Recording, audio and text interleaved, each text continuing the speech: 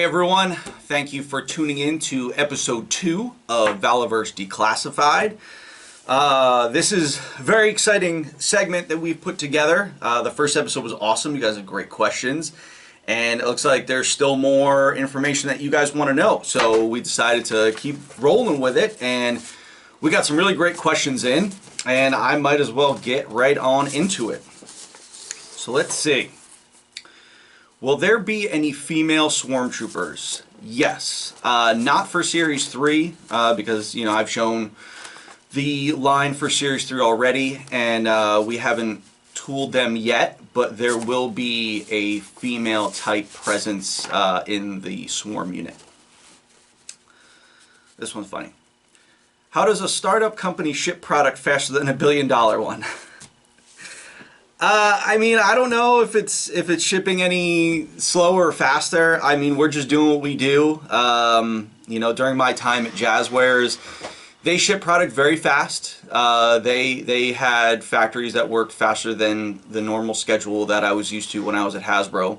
So, you know, everyone works kind of differently, and it all depends on schedules and what else the factory's doing. I can only speak for what we're doing. The factory did us a solid and got Series 2A out really quick, and they're going to do the same with Series 2B. So yeah, I mean, listen, I'm just glad that you guys are getting you know, another series of product you know, a month and a half after Series 1. So it's kind of all that matters. Let's see, any chance that we might get accessories similar to Rome Robotics exoskeletons or Dan Bakel's third arm for Action Force? Yeah, there's a couple of cool YouTube videos I have saved that deals with like exoskeletons and that sort of thing, like futuristic military tech. So I think it's something cool to look into. I remember in what movie was it? It was in Edge of Tomorrow and Elysium with Matt Damon, where they dealt with exoskeleton suits, which I thought was a cool way to do it. Edge of Tomorrow had more of a bulkier suit, where Elysium they had a more streamlined suit. So, but it looks like military tech is going in that direction, and you know, I don't want to be too far off from that. So it's definitely something that I'm looking into for the line for down the road. Any ideas for subgroups or non-affiliated characters in the Valaverse? Also, any thought to spin-off Action Force style characters in different story altogether? Yeah, I think I said it in the last show, is that when the divide happens in the United States, like, that affects more than just like the Action Force team and New Colonia. Like, there's all sorts of other factions and things like that. So there is definitely room to do spin-offs for characters and groups. As far as like subgroups or non-affiliated characters in the Valaverse, yeah, I mean, you know, nothing's off the table. I mean, I want to expand not just Action Force, but Valaverse as a whole. So, you know, I'll look at any possibility for that. Will we ever get a reveal on who runs the swarm? Not anytime soon. So we might have to save that for the movie. Will we ever get alternate helmets like the classic PASGT look? Yeah, I want to introduce way more helmets. So for Series 4 and 5, I'm going to introduce more helmets. I think I want to do a gas mask for Series 4 or 5, but definitely more headgear for future series moving forward. Let's see. What are your thoughts on the work that Gridiron Studios is doing? I thought about if I want to talk about this or not, because I know that you guys know that if someone asks me about a company or a particular item, I'll always give my opinion, and you know, I hold a lot of stock to what a company's business practices are and the quality of what they do. So I will address this. You know, people have asked me a lot what I think about it, because they're doing 1/12 military weapons. So how can you not ask about what they're doing? But I have a lot of friends who love what they're doing. So I'm going to prepare you guys. What I have to say will definitely ruffle some feathers. If you love Gridiron, I'm not telling you to not like Gridiron. I'm telling you my opinions on what they do. So a friend of mine got one of their sets, and he brought it in, and that's how I'm able to make my opinion of it. So it's this Modus and Wall set. This set is currently listed at $40 on their website, which is marked down from $45. But this set right here is $45. That's a lot of money for this. Now, what they do is 3D printed material. What rubs me the wrong way is that on their Kickstarter, I don't know if it's on their website, I know it's on their Kickstarter, they have a really fancy way of describing 3D printing. It's nowhere near calling it 3D printed, which 3D printed is a very industry term, and it's very straightforward. It's like, these are made of plastic. This is injection molded plastic. We don't have a scientific weird way of saying that. It is what it is. This is 3D printed. It's not plastic. It's not molded. They're not molding and casting this, which I would have more respect for if they were doing it. These are going in a file. The file's 3D printing this material. She's spending $45, and it's this and this little piece right here. The only thing, oh, and this little piece right here in the front. This is 3D printed. So before I get to this, I'm going to talk to you about this. Do you know what this is? This is foam. It's not just any foam. Look at this. This is a gym mat. I have it in the office. When I'm working out, this is a gym mat. Buy this in any store. See this little like triangle piece right here? Look, it's one of these. They just cut it off. Just put it on right there. Now, I don't know about you guys. When I buy something, when I spend $45 on something, I don't want to know I'm getting someone else's product. This is gym foam. And also, it's like, I know they're probably trying to get a rough concrete look, but they use an X-Acto blade to obviously cut this. You could have used a heated knife to cut this and get a smoother finish to it, instead of it looking like, you know, you just cut it willy-nilly. So that bothers me a bit, that it's foam. Like, this is foam. So half of this item is foam, and I could probably get one of those mats for like $3 maybe. So then we'll get to the 3D printed part. Like, all these parts are 3D printed, obviously the gun. Now the problem with 3D printing is, when you 3D print, I don't know if you could tell on the screen, this is bowed. Because when you 3D print, the resin doesn't hold a form factor like plastic does, because it's 3D printed material. So you're going to get that bow in it. I'm going to spend $45. I want to get something that's straight. The gun's fine. The details are fantastic. The sculptors they have are on point. They're great. But it's like, you know, the ammo can is hollow on the bottom. You could have made a cap and glued that on. I don't know if you could see it on here, but there's striation marks on here, because when you do something flat, and however it's grown on the platform of the 3D printer, you're going to see all that stepping on it. It's like, I don't want to see that. That's a 3D printed part. Like, I want to see a smooth plastic part. And it's like, yeah, they hand paint them, you know, which adds to the cost. But at the end of the day, you guys got this foam that was painted by hand, and a few 3D printed parts, that's $45. Granted, it's $40 now. But, you know, I'm not saying that people shouldn't be spending their money on whatever they want. I spend my money on ridiculous stuff, and that's fine. But at the end of the day, you guys are smart. You guys know that for, you know, less than $15 you can get a gear set, or $12 you can get an accessory pack with a bunch of guns. They sell one gun for $13. I sold like a bunch of guns for $13. You know, so it's fine what they're doing, but at the end of the day, I'd rather them be honest with what they're doing. You're 3D printing. And it's a niche thing. You know, I know they're probably not moving a ton of numbers, a couple hundred maybe. You know, the Kickstarter's only at 100 and something people. Because the consumer's smart. They know, like, this is a niche thing. This is a boutique, expensive item for show. Granted, you know, plastic can break, but it's not as brittle as 3D printing, no matter how flex resin they want to make it sound. But at the end of the day, it's brittle 3D printed stuff. It's never going to hold up to the way plastic does. And then the last note I'll note about them is they're very big on saying, you know, made in America. And I'm all for things being made in America, but at the end of the day, it's made in America, but it's not made in America. Like, you're using a foam mat, that foam mat was probably made in China.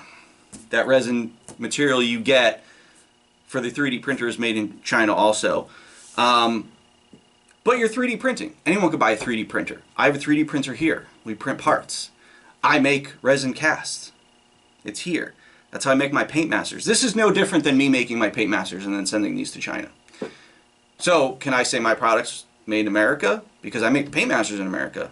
But then again, I'm not selling the paint masters. What we sell is manufactured in China. The problem with that is it's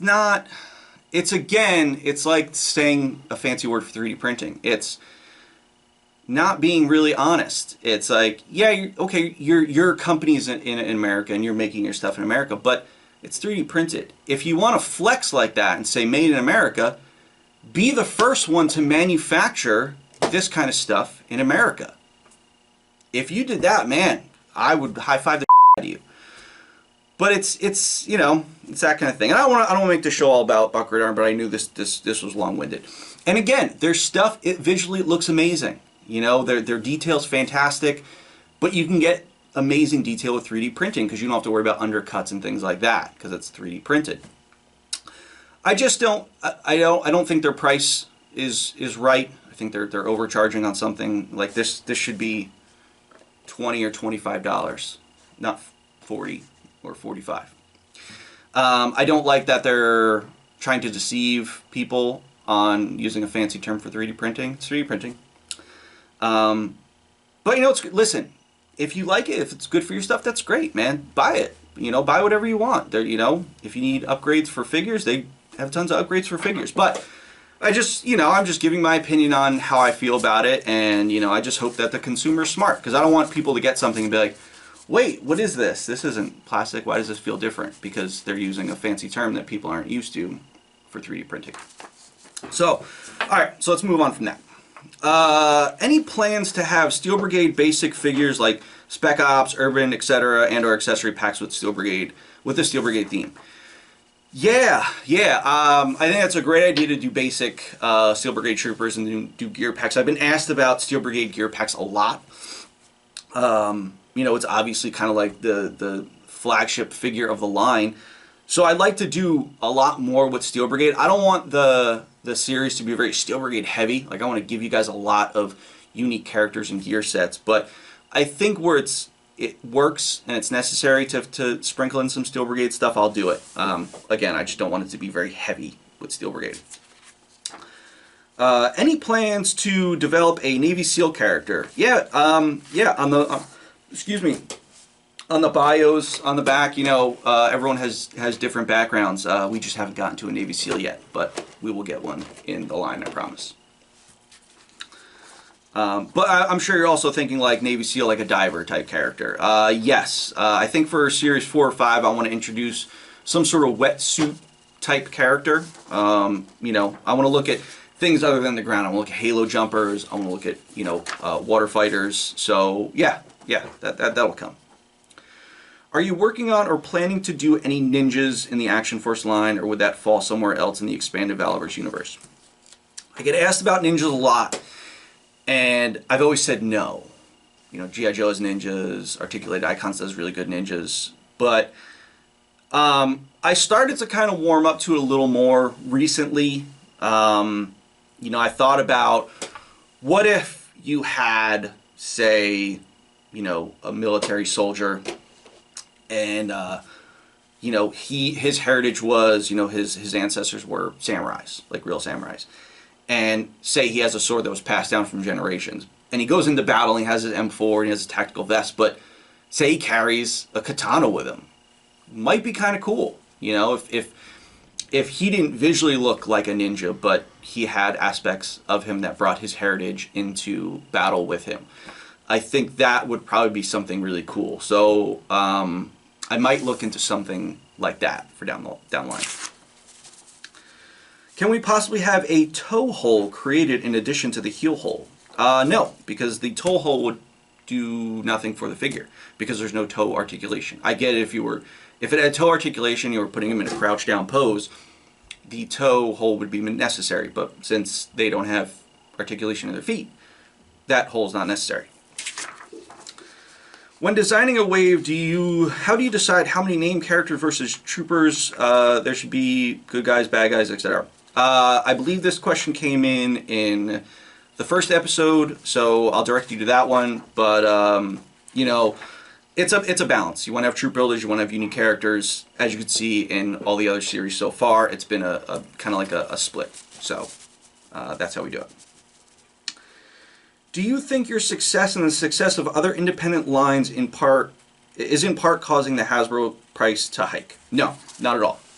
The price hike is due to material costs going up. I said it on our 3POA podcast on the Analog Toy Channels every other Saturday that I'm on with Ryan and Tony. I mentioned that for Series 2, the manufacturing costs for me went up 20% from Series 1.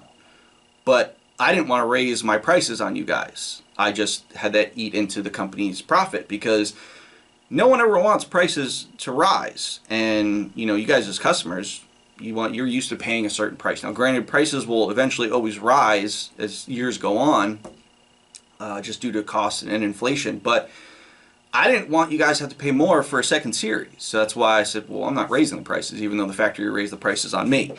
So it's a lot. The cost of materials and labor has gone up exponentially over the last few years. A lot of it's due to COVID, but a lot of it's also just due to rise in manufacturing costs, you know, shipping costs, that sort of thing. So they have to take that into consideration, you know, also when they sign new licensing deals for Marvel, Star Wars, that sort of thing. It goes up every time.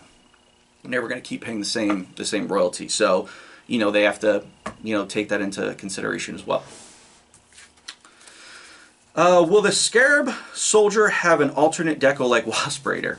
A good friend of mine has been bugging me to do something like that.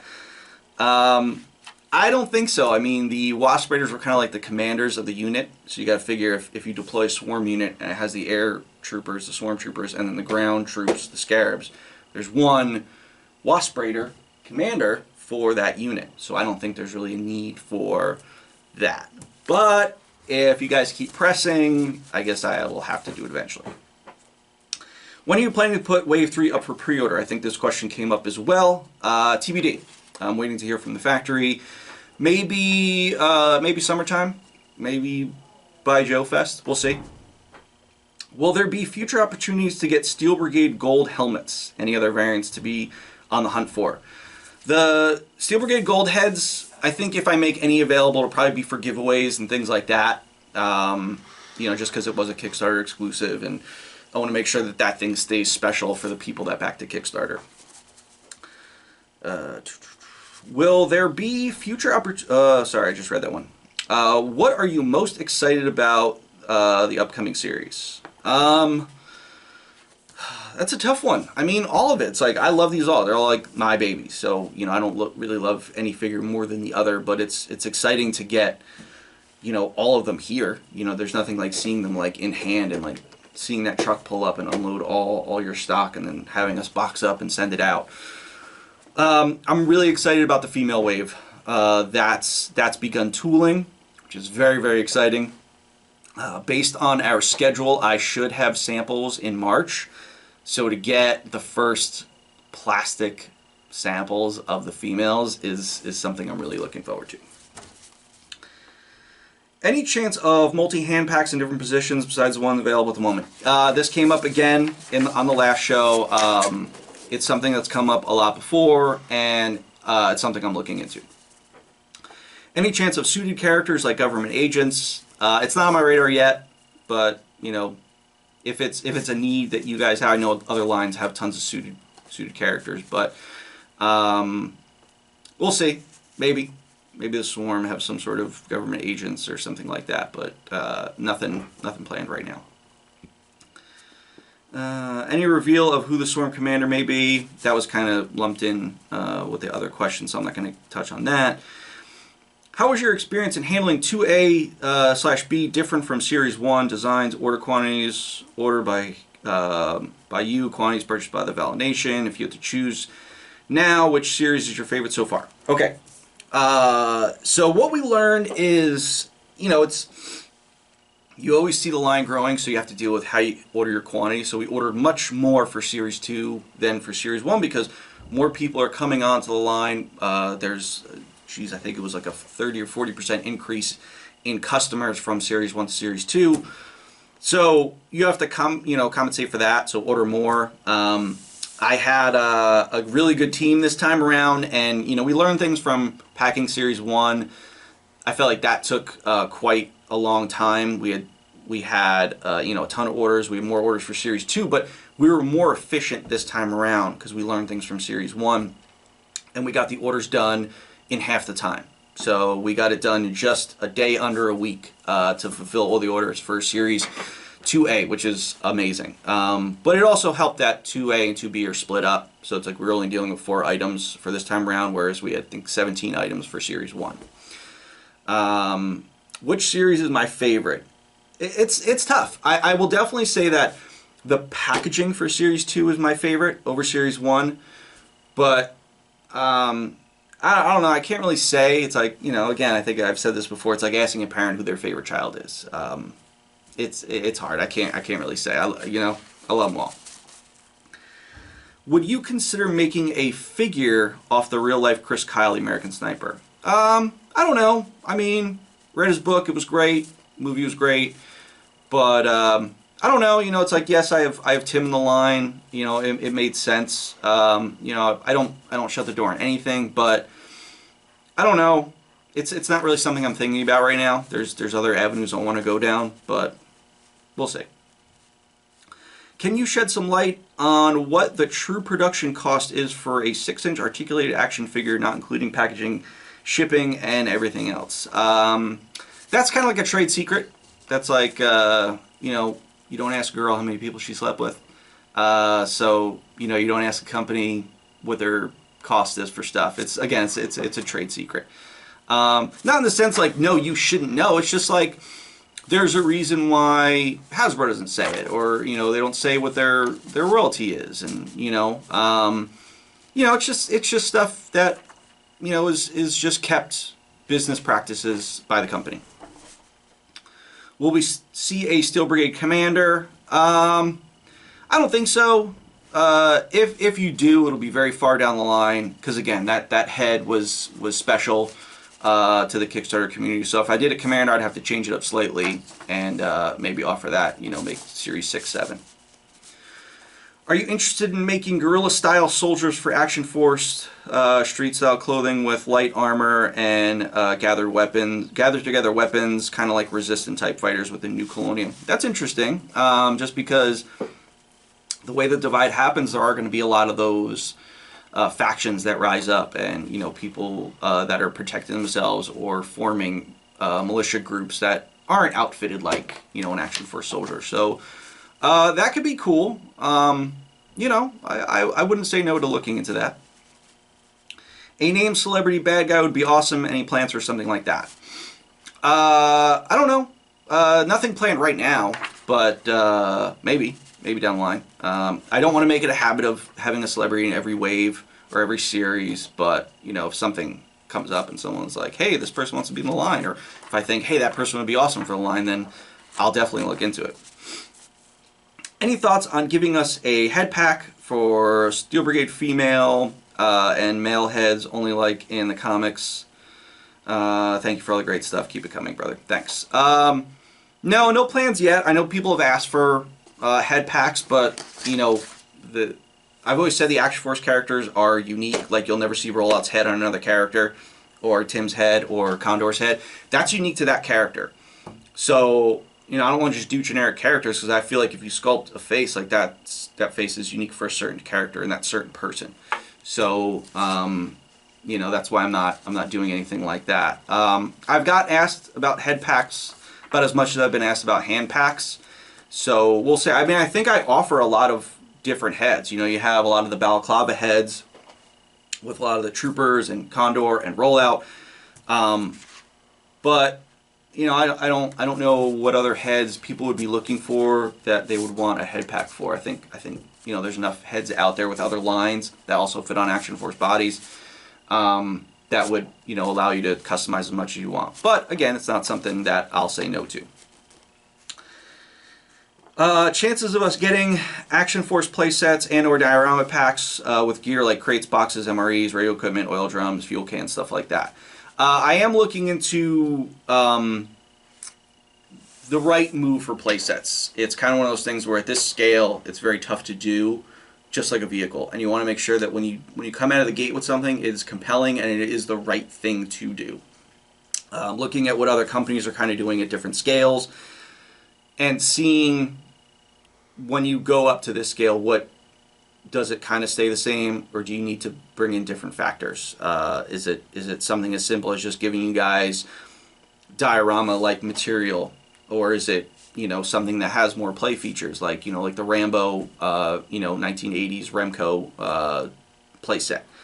You know, I love doing kids stuff with play value, so it's like if I did a playset, even in a collector line, excuse me, I think I'd want to have some play features, just because I think that's important in a playset and even a vehicle.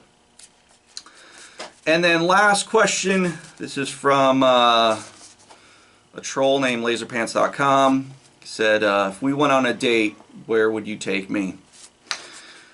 That's a tough one. I want to make sure that I made an impression. I'd probably take you to, you know, maybe to the zoo.